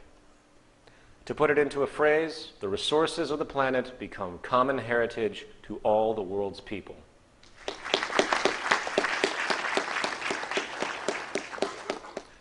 It's important to point out, as we previously denoted, that in society today, the need for property results in extreme product overlap, planned obsolescence, and redundant waste. There are many people today that criticize what we talk about without giving any reference to how sick the current establishment really is. It is much more intelligent, much more logical, and utterly much more responsible and practical to create a universal shared system, for it would dramatically reduce waste, redundancy, and increase efficiency in space exponentially compared to what we are doing today. And this leads us to our final section, part 4, the transition. Unfortunately, regardless of how well-reasoned, clear and obvious any new idea may be, the public today still maintains, on average, a tremendous fear of any form of social change. This is largely due to the propaganda and indoctrination which has been pushed upon them by the various establishment powers, which, of course, prefer to maintain their power. In fact, it really isn't the technical understandings and implementation of the physical attributes that comprise a resource-based economy which is the problem. What we're describing is nothing more than the practical application of known methods. And even if we couldn't do certain things right now, it's the reasoning that's important. It's the methodology we should be using that I hope everyone here thoroughly understands. The problem, in fact, is the opposing cultural values of society. That is what stands in the way. The ingrained patterns and uninformed nature of the conditioned culture. This is the most difficult aspect to consider when we talk about moving from point A to point B. And this is where the Zeitgeist movement, an organization I work with, comes in. We are the activist communication arm of the Venus Project. We are here to spread statistical information and socially positive value identifications in the hope of bringing people into an awareness of the incredibly positive possibilities the future can hold. Once these understandings are fully realized, I really believe that most people will never be able to look at the world today in the same way. And the problems we find as commonplace today will become simply unacceptable, motivating change. I would like to quickly point out that the term Zeitgeist is defined as the general intellectual, moral, and cultural climate of an era. The term movement very simply implies motion or change. Therefore, the Zeitgeist movement is thus an organization which urges change in the dominant intellectual, moral, and cultural climate of the time, specifically to values and practices which would better serve the well-being of the whole of humanity, regardless of race, religion, creed, or any other form of contrived social status. We are, again, in effect, the educational and activist arm of Jacques Fresco's Venus Project, working to unify the world in this common direction. To date, we have about 360,000 members operating in about 100 regional chapters over about 200 countries, which is pretty good considering the movement's only been around for about 9 or 10 months.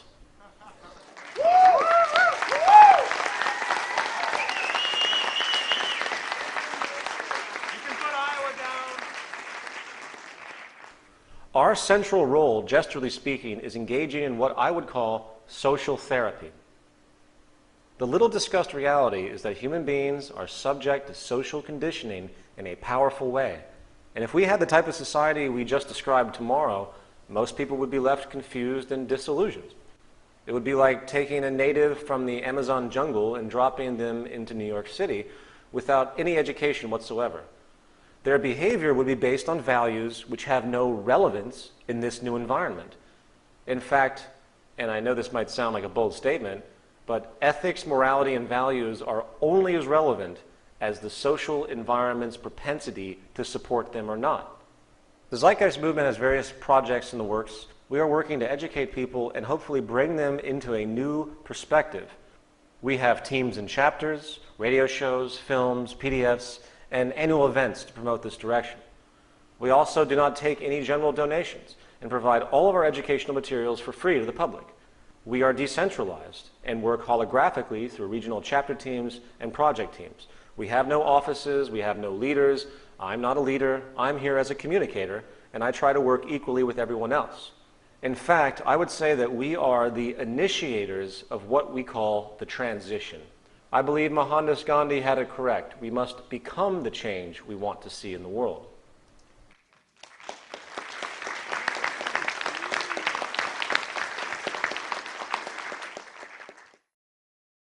Now, the transition itself from our current system into a resource-based economy is a very complex thing to consider. Of course, I get asked this all the time, which is why I'm bringing this up. And unfortunately, the variables are beyond our current foresight. The central issue, however, is awareness. If the public's consciousness can be expanded to understand and accept the incredible potential the future can hold, where poverty, war, 95% of all crime, along with the mundane, repetitive, meaningless jobs, can be eliminated, then I feel that they will be much more likely to adjust their values accordingly. And while there are many variations of outcomes and progressions that might occur as we move from our current system to the next, I will now attempt to summarize a probable path as I see it. The nature of industry to maximize profit by reducing input and labor costs shows a high propensity for the mechanization of labor. Since the Great Depression, this has been the case. The only reason technological unemployment hasn't consistently risen universally in the long term is because technology has also facilitated the introduction of new employment sectors with an adjustment period in between for laborers. In fact, the Great Depression, which was triggered by a lot of things, was also an adjustment period to mechanization. There were new skills that were learned by people that were unemployed as they adapted to the rapid increase to mechanization during that period of time. However, the rate of increase for technological development seems to pair up with Moore's law, if you're familiar. And that has to do with the exponential expansion of the capacity and size of technology. We're going to apply this in a broader sense. In other words, new employment sector skill adjustments, being the amount of time required to adapt to new emerging employment sectors, would need to be on pace with applied technological advancement itself. For example, today, 95% of America works in the service industry. Excuse me, it works in the service industry, often now in front of computers. People had to learn to do this, right? Being computer literate is almost a prerequisite for everything we do now. So there's a learning process, and that takes time. Loosely speaking, this adjustment period would need to increase at the same rate as technological change. There's no evidence this is happening. Technological process is leaving the human labor market behind. I believe that the reason new emerging sectors have consistently come about to save the human labor market as each sector gets replaced by machine is because the rate of change in technology was not that dramatic at that point in time. It hadn't sped up as fast as it is now. The human mind and body, which hasn't really evolved that much in thousands of years, now has to compete with its own creation. Mechanization is leaving us behind. In other words, we cannot adapt to the speed of applied mechanization. However, that's only one side of the coin. The costs of computer technology, which is the backbone of mechanization, is now becoming exponentially cheaper as well. The first mass-produced calculators were about $100 in 1949. That's $736 adjusted for inflation today. A new digital pocket calculator can now be obtained for $1 or less, if not free. Here is a chart done by Ray Kurzweil, who does brilliant research in technological trend analysis regarding the evolution of computer power and cost based on millions of instructions per second.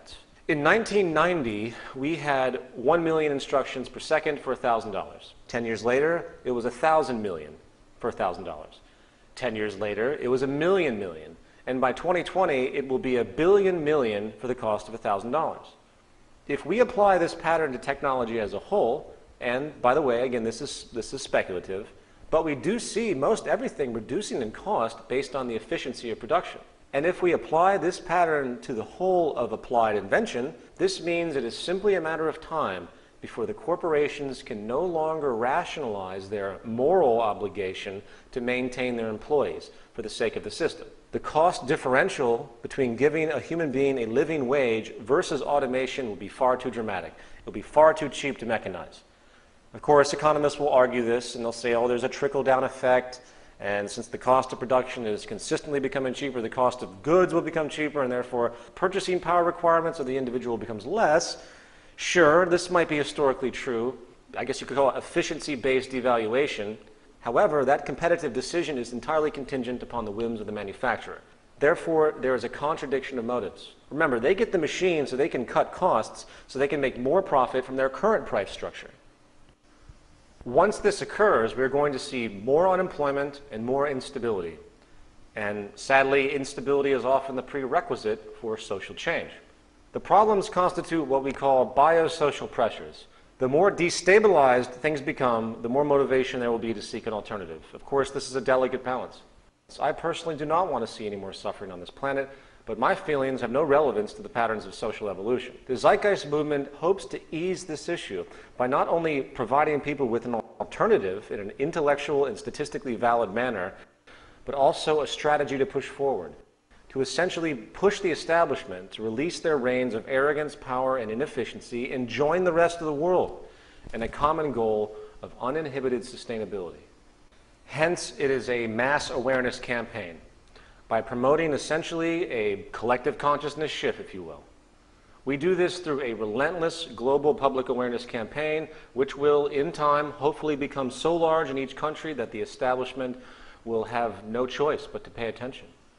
It is based on the model of Gandhi and Martin Luther King Jr. If the establishment orders and government do not recognize this direction, then the public has a very unique position. We don't have to participate in the games that have been set up. Nonviolent, peaceful non-participation is a possible path. Frankly, I hope it won't be needed. However, I think we should be realistic. If the people of the world can see this alternative, learn about it, understand it, and support it, then no government, army, or bureaucracy in existence can stand in the way of a critical mass of global proportions. But again, I hope it doesn't come to that. I hope that the powers that be can come to terms with the fluid transition and see the merit of what we're talking about. But as we have shown, the established orders do not have that propensity. It's going to take influence, that's for sure. Given that, one of the more specific tactics we want to utilize to engage the public is to build a model city, utilizing the methods and understandings we have set forth thus far. This city system could be used as a hub for research and exposure. The public, along with world leaders, would be invited to visit and experience the basis of this approach in a real-life setting.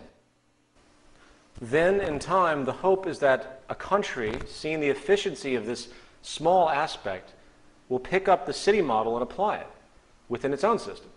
The city system, of course, isn't a resource-based economy, but it has some very notable attributes in a systems approach. Then, in time, we hope these city systems will begin to spread to other regions, slowly wearing down the market system by their extreme efficiency.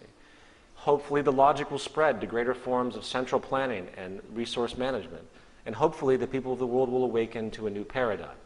Again, there are many angles of interaction.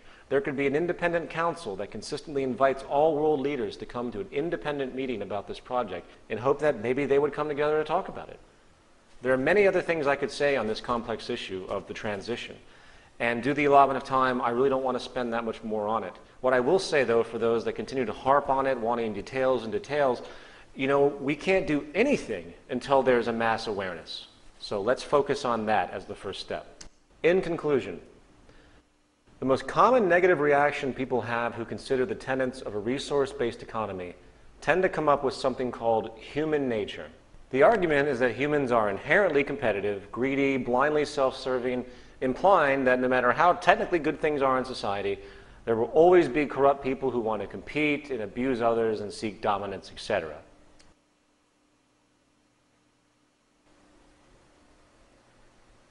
Is it against human nature to cooperate? That's the central question. It certainly seems that way, doesn't it? If you look at the historical record, you'll find that there's an endless series of wars, genocides, conquests, competitive tendencies, and power abuses. And given that is the pattern we recognize historically, I guess it's safe to assume that it must be a set human nature to behave in ways that are historically reoccurring. However, we also see that human beings do cooperate, and we cooperate quite well in certain environments. For example, in the military, cooperation is immense. It is a collective. The core interest is culminated. They work together and do so very well. Granted, they are competing against a common enemy, which is another army usually, but it's still cooperation nevertheless, even if it's isolated. Therefore, the environment plays a critical role on whether we decide to compete or cooperate. It's based on values, as groomed by the environment, not genetics. Remember, humans have been living in scarcity for thousands of years, battling each other for resources. While this cultural pattern is still very much in existence today, you have to remember that our current model of society is based on the assumption of the persistence of scarcity. If we were to eliminate the basic environmental cause, we will likely eliminate most competitive effects. And as far as genetics and behavior, please understand the functionality of gene expressions are very much contingent upon environmental stimulus, especially in regard to behavior. Genes are not autonomous initiators of commands. They, in effect, produce proteins. They don't cause behaviors in any sense of the idea. In the words of Professor of Biology and Neurology at Stanford University, Dr. Robert Sapolsky, genes are rarely about inevitability, especially when it comes to humans, the brain, or behavior. They are about vulnerability, propensities, and tendencies. Now, of course, neurochemicals and physiological traits do set propensities for a person's reactions and social gravitation. It is the environment which is most responsible for our values and behavior. I have found no concrete evidence to support the idea that there is a predetermined human nature in this sense. Our values, methods, and actions are developed and derived from experiences. The central point is that it requires a transition of culture to assist in this new worldview being realized and identified with. Given that, I have one final point I would like to leave you with. Anthropological studies have found that cooperation between non-human primates often comes from the notion of kinship. We humans share this as well. For example, most people tend to regard their family higher than their friends. Just watch The Sopranos and you'll see this association in play. There's their family, then there's their mafia family. It's just a clique, and these cliques develop by association. Well, interestingly enough, paleontologists have found that all of humanity seems to be linked back to a woman they call mitochondrial Eve, who lived about 250,000 years ago in Africa. She evidently bore a mitochondrial genome which was the template for all later mitochondrial genomes as we know today. In other words, we're all related. We are all kin. We're all family. Likewise, quantum mechanics, string theory, if you subscribe to these abstract fields, teach us that the divisions we see in our five-sense reality are essentially surface illusions. There is no separation. We exist in a sea of molecular flow. It doesn't matter what you call it, but the deeper we go, the more unified and similar things seem to become. In other words, all signs point to unity. So I want everyone listening to keep this in mind next time they turn on the TV and see the almost daily slaughter of soldiers around the world, the blue and white-collar crime and abuse that occurs, the absurd, abject poverty, slavery, and destitution. These are your brothers, your daughters, your grandchildren, starving, murdering each other, leaving each other behind, you murdering, you being left behind, you being killed. Until we begin to see each other as ourselves, nothing will change. We are one planet. Thank you very much for coming.